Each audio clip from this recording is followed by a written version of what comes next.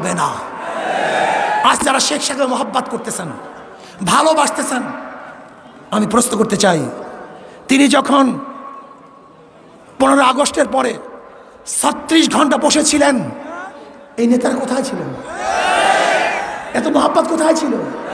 এত ভালোবাসা কোথায় ছিল? হ্যাঁ, মাননীয় প্রধানমন্ত্রী এই কথা বারবার বলেন, আদৌ সেই প্রশ্নের জবাব পাই না যে আমার বাবা পড়েছিল, অথচ এত বড় দল, এত সংগঠন, এত কর্মী, কিন্তু তাকে দেখার মতো কেউ ছিল না। শেখ সাহেব পড়েছিল আর আপনারা তখন ক্ষমতার ভাগাভাগি নিয়ে ব্যস্ত ছিলেন। মোস্তাক সাহেবের মন্ত্রিসভায় কে কে ছিলেন এদেশের মানুষ জানে না? এদের মানুষ দেখে নাই?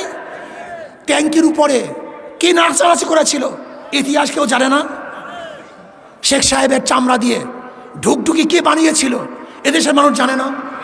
শেখ সাহেবের চামড়া দিয়া কারা জুতা বানাইতে চাইছিল এদেশের মানুষ জানে না?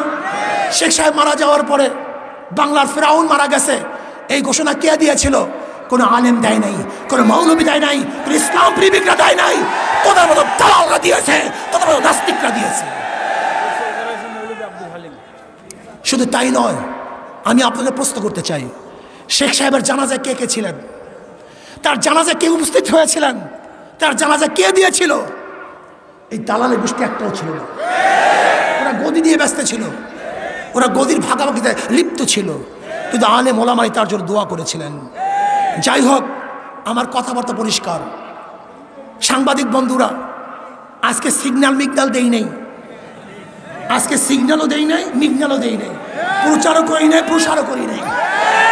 শুনছে, কেস হইছে, এর জন্য আবেগে মানুষগুলি এখানে চলে আসছে। কিন্তু যেদিন অ্যারেস্ট করবে সেদিনকে দেখবেন মানুষ খেলা দিও। যেদিন অ্যারেস্ট হবো এই নাস্তিকদের রক্ত নাও, এই বাংলায় রাখবো না। ফয়জুল ভাইবের কিছু বলে এ চলবে আমি বাংলা জুড়ে, এ ফয়জুল ভাইবের কিছু বলে এ চলবে আমি বিশ্ব জুড়ে, সেকে তোমরা কিছু বলে এ চলবে আমি বিশ্ব জুড়ে, এ সেকে তোমরা কিছু বলে এ চলবে আমি বিশ্ব জুড়ে, সেকে তোমরা ভয় নয়, রাজপথ চাই নয়। শোনেন, আমাদেরকে জেলের ভয় দেখে কোনো লাভ নেই।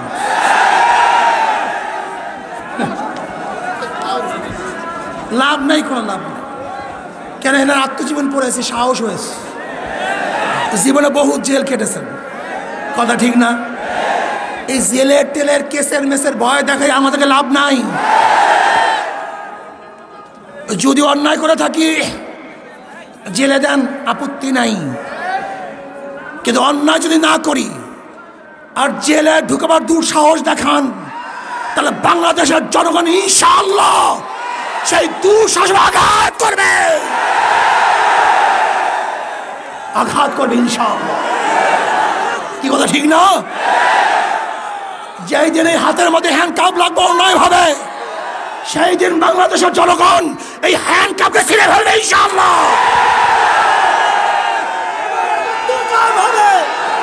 ইসলামী হুকুমত কায়েম হবে,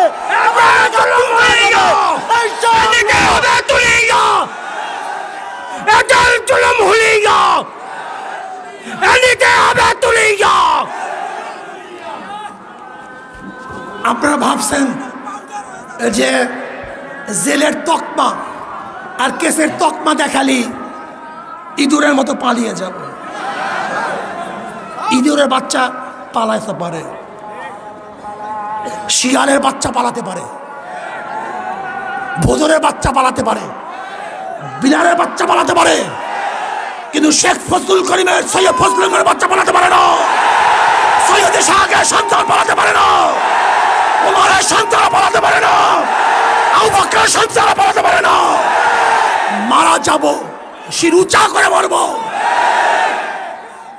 রক্ত দেব ইসলামের জন্য, রক্ত দেব, জীবন দেব ইসলামের জন্য, জীবন দেব, এই দেশ রক্ষা করার জন্য জীবন দেব।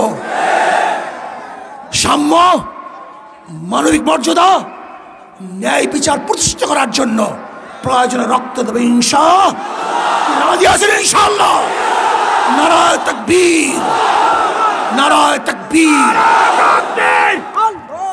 নিয়তিত রক্ত, রক্তের বন্যায় এদেশে তারা অন্যায়, এই রাস্তাতে রাস্তা না, এখানে দাও পুড়িয়ে দাও। যারা আমাদেরকে জেলে দেখার ভয় দেখান, শেখ সাহেবের শেষ কথা বলি, শেষ করব। একদিন সকালে আমিও রেনু বিছানায় বসে গল্প করছিলাম। আরেকটা কথা বললেই না বললেই নয়, খুব গুরুত্বপূর্ণ কথা। আজকে আপনারা শেখ সাহেবকে মহব্বত করেন, আমি তাদেরকে প্রশ্ন করতে চাই, বলেন তো শেখ সাহেব বিবাহ করেছিলেন কত বছর বয়সে? 12-13 তার বয়স ছিল। কত বছর বলেন? বলেন তো। রেনু ফজিলাতুন নেসা তার স্ত্রী, তার তখন বয়স ছিল কত? 3 বছর। কত বছর? জোরে বলেন। তখন তার বয়স ছিল 3 বছর। তার বাবা মারা যায় 5 বছরে, তার মা মারা যায় 5 বছরে। 7 বছরে তার দাদা মারা যায়। 7 বছরে তিনি তার ঘরে চলে আসেন। আমি প্রশ্ন করতে চাই, যারা শেখ সাহেবকে মহব্বত করেন, আজকে থেকে সংসদে বিল উত্থাপন করেন, যেমন শেখ সাহেব বিবাহ করেছিল 12-13 বছর বয়সে। আমাদেরকে আইন পাশ করতে হবে, আমরা 12-13 বছর বয়স বিবাহ করব। আজকে আইন পাশ করতে হবে, রেনু বিবি যেরকম বিবাহ হয়েছিল 3 বছর বয়সে, আমাদের মেয়েদেরকেও 3 বছর বয়সে বিবাহ দিতে হবে। এইটা তো শেখ সাহেবের মহব্বত নাকি? মহব্বত করো না?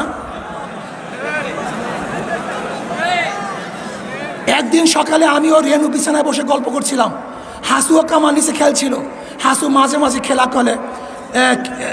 খেলা ফেলে আমার কাছে আসে আর আব্বা আব্বা বলে ডাকে। কামাল চেয়ে থাকে। এক সময় কামাল হাসুরিকে বলছে, হাসু আপা তোমার আব্বাকে কি আমি একটু আব্বা বলি? আমি আর রেনু দুজনেই শুনলাম। আস্তে আস্তে বিছানা থেকে উঠে যে ওকে কোলে নিয়ে বললাম, আমিও তোমার আব্বা। কামাল আমার কাছে আসতে চাইতো না। আজ গলা ধরে পরেই রইল। বুঝতে পারলাম এখন আর ও সহ্য করতে পারছে না। নিজের ছেলে অনেক দিন না দেখলে ভুলে যায়। আমি যখন জেলে যাই তখন ওর বয়স মাত্র কয়েক মাস। রাজনৈতিক কারণে, শোনেন, রাজনৈতিক কারণে একজনকে বিনা বিচারে বন্দি করে রাখা আর তার আত্মীয় স্বজন ছেলে মেয়েদের কাছ থেকে দূরে রাখা যে কত বড় জঘন্য কাজ তা কে বুঝবে? মানুষ স্বার্থের জন্য অন্ধ হয়ে যায়। আমিও শেখ হাসিনা সরকারকে বলবো, আপনিও স্বার্থের জন্য অন্ধ হয়ে যায়েন না। আমাকে এবং আমাদের সবাইকে এই স্বাধীনতা পালন করার তৌফিক দান করেন। আমার জন্য দোয়া চাই, আমিও দোয়া করি। সজাগ থাকতে হবে, চৌকান্না থাকতে হবে। ডাক পড়ার সাথে সাথে গোটা বাংলাদেশকে অবরুদ্ধ করতে হবে।